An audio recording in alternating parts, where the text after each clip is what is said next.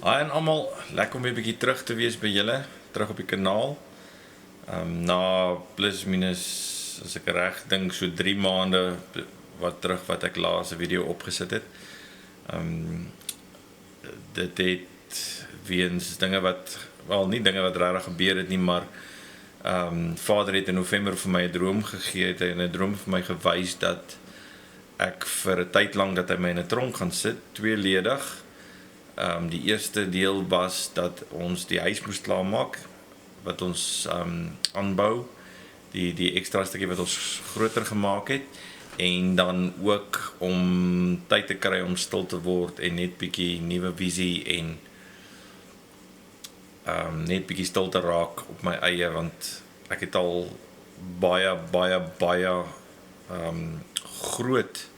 groot name gehoor van wat uitbrand omdat hulle nie tyd maak om regtig tyd by Vader te spandeer nie. So ek was dankbaar vir die tyd. Ja, was dit vir my sleg om bietjie weg te wees en nie te kon deel die dinge wat op my hart was nie. Dit is vir my moeilik om stil te bly oor goed. Veral as ek iets nuuts leer, is dit vir my nogal moeilik om stil te bly, maar ja, dit was ook nodig geweest.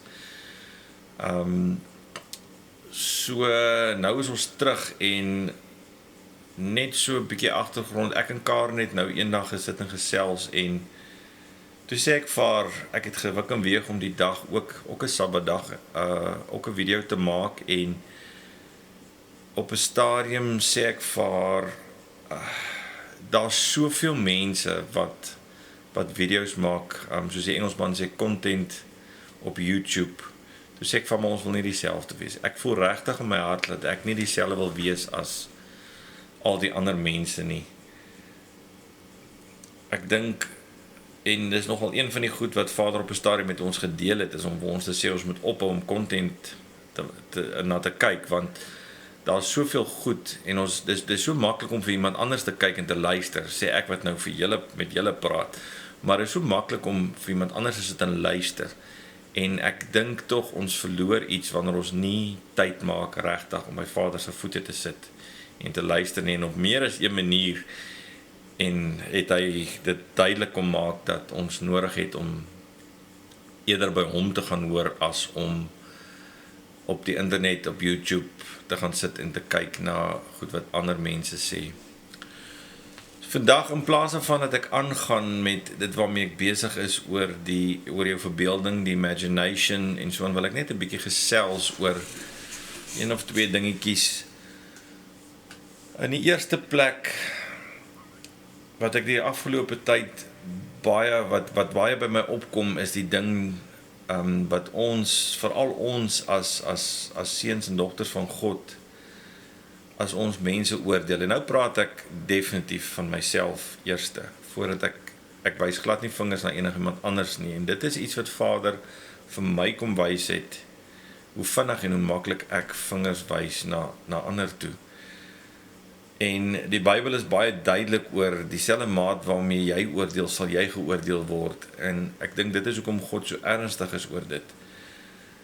En ek dink regtig dat ons net moet op 'n punt kom waar ons ophou om ander mense te oordeel, ander kerke te oordeel, mense te oordeel oor die manier wat hulle dinge doen. En dit net omdat die onbekende vir ons verkeerd lyk, dit is vir ons, eintlik maak dit niks aan jou nie. Jy het mos jou manier wat jy ding doen en hoe jy daarvan hou, en dit het niks met die volgende persoon te doen nie. So, ek voel regtig dat ons moet begin om spasie te maak vir ander mense en hoe ander mense dinge doen. As iemand byvoorbeeld nie presies glo wat jy glo en hoe jy dit glo nie, kyk, ons almal dien in elk geval dieselfde God, en ek dink ek het in 'n vorige video al bietjie hier aangeraak, maar ek dink regtig ons moet vir mekaar begin spasie hê, sodat elkeen op sy manier met God kan kommunikeer en doen wat aan hom geopenbaar word aan die einde van die dag. Ons moet plek hê vir ander om dieselfde vryheid wat ons vir onsself wil hê, ook vir hulle te gee. Ekskuus tog. Ons moet regtig plek en tyd maak vir ander mense Ek bedoel, daar's baie mense met wie ek bitter baie goeie vriende is, wat nie dieselfde glo as ek nie, en tog kom ons op 'n manier by mekaar, sonder om mekaar te oordeel, en ons kan lekker saamkuier om die Bybel, lekker saamkuier om die woord, lekker saamkuier om alles, sonder dat ons mekaar oordeel. Die Bybel is baie duidelik. Jesus het gesê, was dit nou Jesus? Nee, ek dink dit was Paulus wat gesê het, vir almal gee God ten dele. Nie elkeen van ons het die volle waarheid nie. Ek dink dat daar soveel fasette en dele van God is wat ons nog nie verstaan en wat ons nog nie van weet nie, dat dit net onmoontlik is vir een persoon om dit in jou klein breintjie, al is jou brein baie groter as wat jy dink, te kan hanteer en te kan vat. So ek dink, my punt nommer 1 is dat ons almal vir mekaar moet begin spasie maak. As iemand anders dink as jy, fine. Dit maak mos niks saak aan hoe jy oor 'n ding dink nie. Dis mos nie jou moeilikheid oor wat sy verhouding met God is nie. En baie mense, ek en Karen het persoonlike vriende wat verskriklik seer gekry het in die kerk, juis as gevolg van hierdie ding van die kerk wat die mense oordeel, net omdat hulle anders dink en dinge anders gedoen wil hê. En dit is baie sleg, want vir daai persoon om hulle weer terug te kry by God is nie so maklik nie, want aan die einde van die dag blameer hulle nie die mense nie, hulle blameer om die een Christendom en vir God. En ek dink regtig dat ons die spasie moet maak vir mekaar. Ek dink regtig dat ons die spasie moet hê om mekaar eerder lief te hê. Ek dink dit gaan meer oor die liefde. Nee, ek dink nie net so nie, ek weet dit is meer oor ons mekaar liefde, en om 'n ander persoon te oordeel is glad nie liefde nie. Elkeen van ons is ons eie mens. Elkeen van ons kommunikeer anders met God. En God praat met elkeen van ons anders.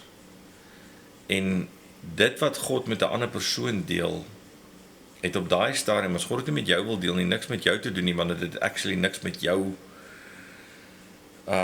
hoe kan ek sê, jou bediening of wat jy ook al moet doen in jou lewe, dit het niks daarmee te doen nie. So ek dink, as ons net kan ander mense beter en in liefde kan aanvaar, vir wie hulle is en soos hulle is, sal baie van hierdie konflik in die wêreld daarmee heen gaan. Ek is ook vas oortuig dat dinge soos die media en politiek en al daai dinge het ook 'n invloed. Ek kan onthou toe ons baie klein was, het ons ouers, veral ons grootouers, ons oupas en ons oumas baie keer gepraat van ek het my kerk en ek het my politiek. En ek dink daai boksie ding is eintlik 'n baie gevaarlike plek om op te beweeg, want dit bring jy op die punt van oordeel. Dit bring jy op die punt waar jy na ander mense kyk uit heeltemal die verkeerde oog. In plaas van uit 'n oog van liefde uit, kyk jy na hulle uit 'n oogpunt van oordeel. En natuurlik is dit ook geestelik hoogmoedig as jy dink jou kerk en dit wat jy het is beter as wat 'n ander persoon het. Ons kry nie almal dieselfde openbaring nie, ons kry nie almal dieselfde woorde van God af nie. Elkeen van ons het 'n ander denkwyse en 'n ander manier om dinge te doen. En ek dink dit is regtig belangrik dat ons sal begin bepaal by ons eie goed. Die tweede ding wat ek oor wil gesels vanaand, sommer net so rustig, is iets wat baie in die kerke voorkom, en dit sluit eintlik heeltemal totaal en al aan by die eerste punt, en dit is die feit dat baie van ons, kom ek sê dit so, hierdie is 'n sêding wat ons baie hoor, en dit is dat as dit nie in die Bybel is nie, is dit nie van God af nie. Ek dink dit is 'n baie gevaarlike ding om te sê, maar dit is ook 'n ding waar jy jouself toemaak in hierdie totale boksie van letterlik net dit wat in die Bybel staan, is van God af. En is ongelukkig nie so nie.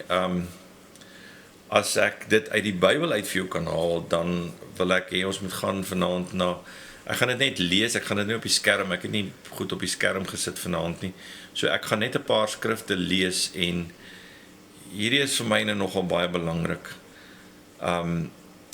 want, soos ek nou gesê, daar is soveel fasette van God, wat ons nog nie verstaan en nog nie ken nie, en ons moet baie versigtig wees om in hierdie boksie, want elke keer as ek dink ek weet iets, dan kom Vader van die kant af met iets heeltemal niets, heeltemal anders as wat ek aan gedink het.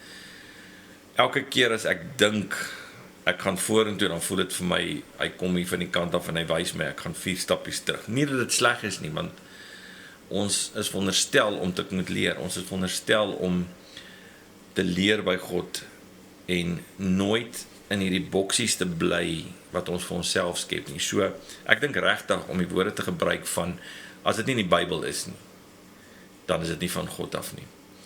En die eerste skrifgie wat ek wil lees, is uit Johannes 21 vers 25 uit.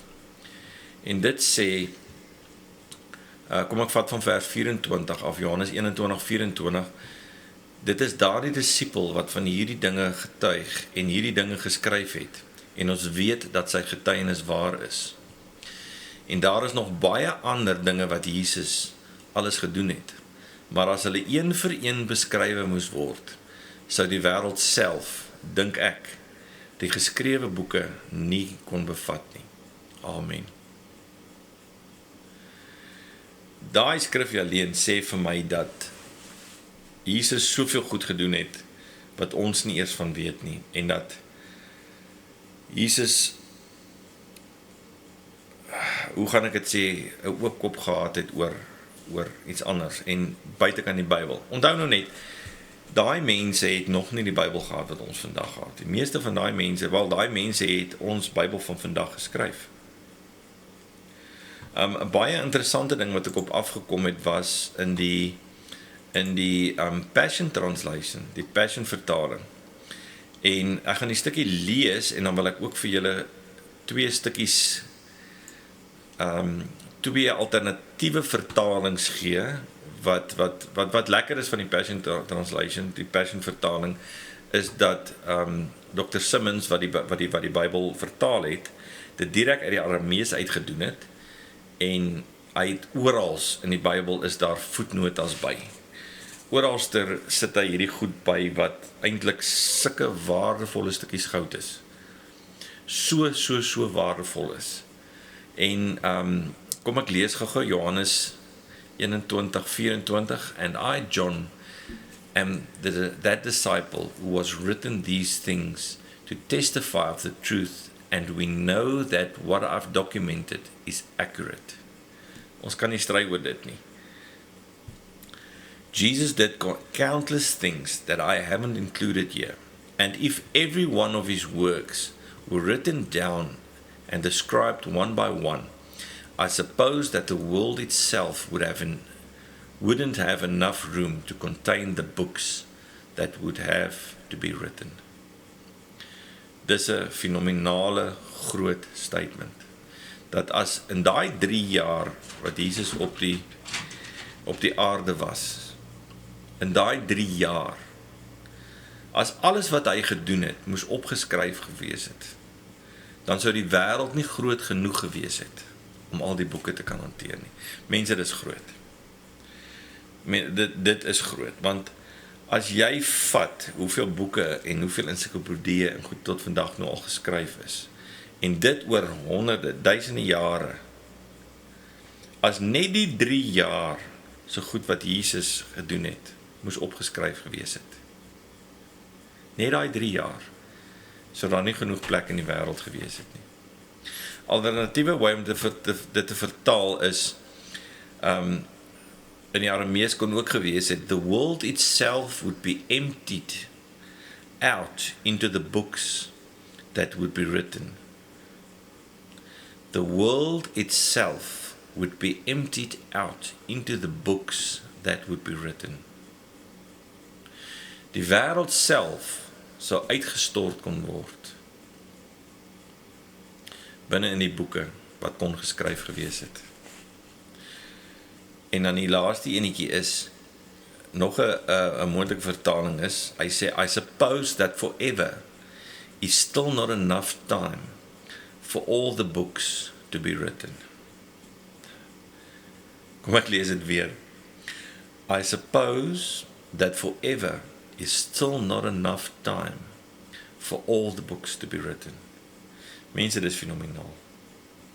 Dat Jesus in 3 jaar soveel goed gedoen het en soveel dinge ervaar het. Of dat hierdie disippels wat saam met hom was, soveel dinge ervaar het. Dat vir ewig nie genoeg tyd is om alles neer te skryf nie. Nou kom ek bring dit terug na my punt toe. My punt was gewees dat ons, wanneer ons sê dat as iets nie in die Bybel staan, is dit nie van God af nie. Dan glo ek dit nie. Daardie boksie. As ek kyk na hierdie skrif en presies wat hier staan, en ek kan nog 3 of 4 skrifte uithaal wat ek actually voorbereid, maar ek dink nie ek hoef meer te sê as wat in hierdie skrif staan nie. Ek bedoel, dit is so groot en so fenomenaal. Mens kan dit nie indink nie. Dink nie daaraan. I suppose that forever is still not enough time for all the books to be written. En dit oor die 3 jaar wat Jesus op hierdie aarde was. My punt hiermee is dit, dat ons sien baie keer mense iets doen, en dan sê ons net, waar is dit in die Bybel? Daar is nie in die Bybel nie. Hoe kan ek weet dis van God af? Met ander woorde, nommer 1, dis my eerste punt, ek oordeel daai persoon oor dit wat hy doen. Die punt is hier, dit is nie tussen jou en hom nie, dit is tussen hom en God, dit het niks met jou uit te waai nie. Ek meen, Dawid het in sy onderklere voor die ark gedans, en dit as die koning. Nou in ons dag vandag, as jy met jou onderklere buite dans, dan is dit eintlik 'n groot klad, en dit is neerhalend. En Dawid se een vrou het die gevolge van gedra van die oordeel wat sy oor Dawid uitgespreek het as gevolg van wat hy gedoen het. So ek dink ons beweeg op baie gevaarlike grond wanneer ons as iemand anders iets doen sê, maar dit kan nie van God af wees nie. Hoekom los ons nie net daai persoon dat hy doen wat hy wil doen nie, want soos ek gesê het, dit is tussen hom en God. Niks met my en jou uit te waai nie.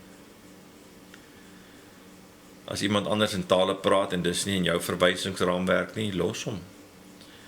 As iemand anders wil kaal dans voor die ark, los hom, dit het niks met jou uit te waai nie. As iemand anders sy hande wil opsteek. Ons sit in die kerke en ons lees in die Bybel van hande wat opgesteek word en mense wat jubel en juig oor God en mense wat in tale bid. Paulus sê self dat hy meer in tale bid as enigiemand anders. En dit is actually goed wat in die Bybel staan. En dan oordeel ons mense wat die goed doen wat in die Bybel staan, dat ons nog steeds die vermetelheid om agterna te gaan staan en te sê, maar as dit nie in die Bybel staan nie, glo ek dit nie. So nou my probleem is dit, as ek nie eers kan glo dat dit wat in die Bybel staan, wat die disippels gedoen het en wat Paulus gedoen het en al die mense saam met hulle nie, hoe wil ek dan die dinge glo wat Jesus gedoen het, wat nie eers in boeke neergeskryf is nie? Mense, ons weet nie wat dit is nie. Ons het nie 'n idee wat al hierdie goed is wat Jesus gedoen het nie. Ons het nie 'n klou van wat iemand anders vir jou, wat die Heilige Gees vir iemand anders sê nie. En hier is die ding, die dag toe Jesus vir sy disippels sê dat hy weggaan, toe hulle te neergedruk was oor dit, toe sê hy vir hulle, maar as ek nie weggaan nie, kan hy nie kom wat my aan julle gaan openbaar nie. Onthou nou net, die Heilige Gees het nie gekom vir homself nie. Die Heilige Gees het gekom om Jesus aan ons te openbaar. So as my verhouding met God so intiem is, dat God wil hê en vir my sê dat ek moet gaan waarwiele doen in die straat, in my onderklere. En ek bedoel, hier is nou 'n totale way out voorbeeld. En ek doen dit. Wie het dan die reg om my te oordeel oor dit wat die Heilige Gees vir my sê? Dis hoekom ek sê, dis baie gevaarlik om ander mense te wil oordeel oor die dinge wat hulle doen en die manier wat hulle dinge doen. Dis regtig baie gevaarlik om na mense te kyk en hulle te beskinder. 'n ander woord wat sinoniem is aan skinder is heksery. Het jy geweet dat wanneer jy iemand beskinder, is jy besig met heksery? Iets wat jy van iemand anders sê, as dit nie positief is of daai persoon teenwoordig is om homself te verdedig nie, is jy besig met heksery, want jy is besig om dit wat die persoon doen oor hom uit te spreek verder. Ok, nou raak ek bietjie baie meer ernstiger as wat ek gedink het, maar ek voel dat die Heilige Gees baie pertinent wil gesels oor hierdie ding. Dit is bitter swaar op my hart, dat ons moet ophou om ander mense te oordeel, en ophou om ander mense te beskinder en sleg te praat en nie met hulle saam te sê, net omdat dit vir my vreemd is. Wie is ek? En as ek hierdie goeders doen, tree ek op in liefde. En ek oordeel asseblief mense, ek oordeel niemand nie, inteendeel, ek probeer net vir jou help om 'n closer verhouding met God te hê in die eerste plek, en dan in die tweede plek, om ander mense lief te hê. Jy sien, hier is die ding, as ons die 10 gebooie lees, dan is die eerste gebod, is jy moet die Here jou God lief hê met jou hele hart, met jou hele siel, en met jou hele verstand. En dan die tweede gebod is, jy moet jou naaste lief hê soos jouself. En op 'n stadium kom die mense na Jesus toe, en hulle vra vir hom, maar wie is ons naaste?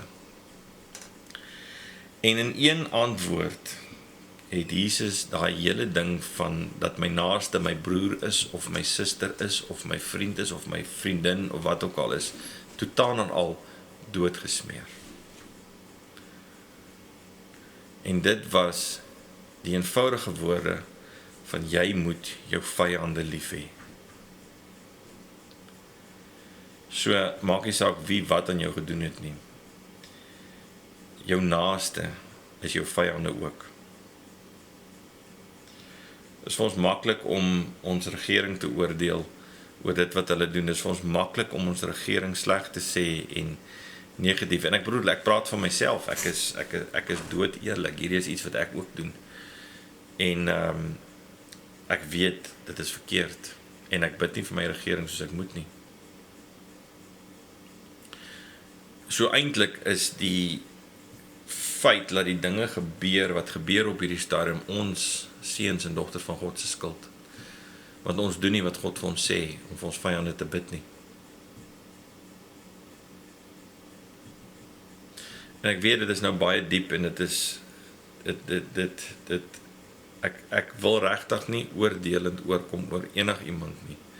My hart is regtig om jou net te help met hierdie ding. Dat ons regtig sal begin om op te hou om negatief te spreek, negatief te praat oor ander, Dis eintlik eenvoudig. Jy moet jou vyande lief hê en jy moet vir hulle bid. Nie net. Dis maklik. Kyk, dis maklik om te bid vir iemand vir wie ek lief is. Dis maklik om vir my vrou te bid of vir my kinders te bid. Dis maklik om vir my vriende te bid, vir mense wat naby my is. Maar dis nie so maklik om vir my vyande te bid nie. En ek dink hierdie is een van die mind shifts wat ons veronderstel is om te maak. Een van die veranderings van hoe ons dink. Ek dink dit is belangrik dat ons hele mind shift sal maak oor hierdie ding.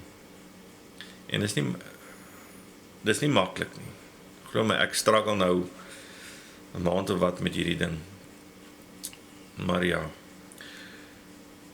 ek dink dit is wat ek op die hart het vir vanaand en dit is wat ek graag wil oorbring en soos ek gesê het, my hart is regtig om jou eerder te help om 'n beter lewe vir jouself te maak voordat ek aangaan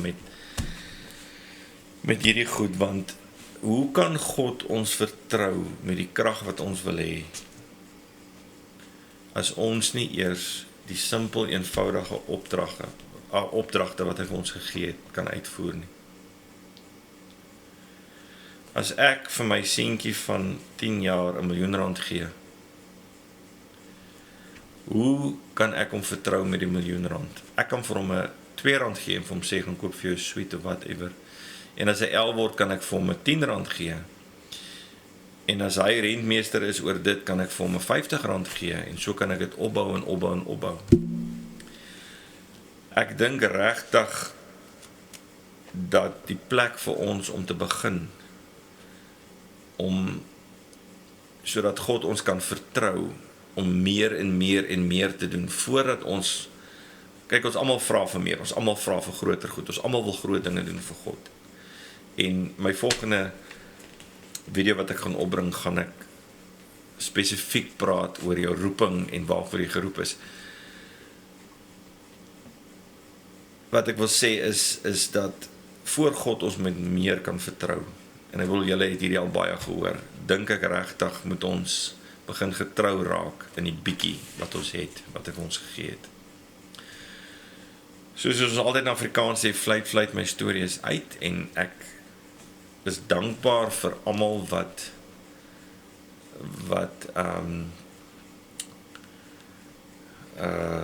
luister na hierdie video, en as julle dink iemand anders kan baat vind by dit, en as julle dit vir iemand anders wil stuur, dit sal nice wees as julle sal inteken op die kanaal. Die van julle wat nog nie is nie, dit sal vir my baie awesome wees. Dit help ons om die woord verder uit te bring. En ek en Karen maak nie geld uit hierdie ding uit, of ons vra niemand vir geld of enigins nie. Voor Vader ons nie release om dit te doen nie. En hierdie is regtig ons harte om net dit wat die pad wat ons besig is om te stap met julle te deel, en die dinge wat Vader met ons deel oor hoe om ons lewe te verander, met julle te deel. Want ek dink as ons nie by mekaar kan sit en by mekaar kan leer en net regtig die moeilike dinge aan te vat nie, want nie almal wil praat hieroor nie. Ek bedoel, hierdie skrif is nie iets wat baie geteach word nie. Hierdie skrif is nie iets wat ek eintlik al vreeslik in kerke of enige plek gehoor het wat iemand oor gepraat het nie, en tog is dit so belangrik. So ja, ek wil julle almal 'n goeie nag toewens, en ek hoop julle geniet hierdie video. Tot 'n volgende keer, ons gesels weer.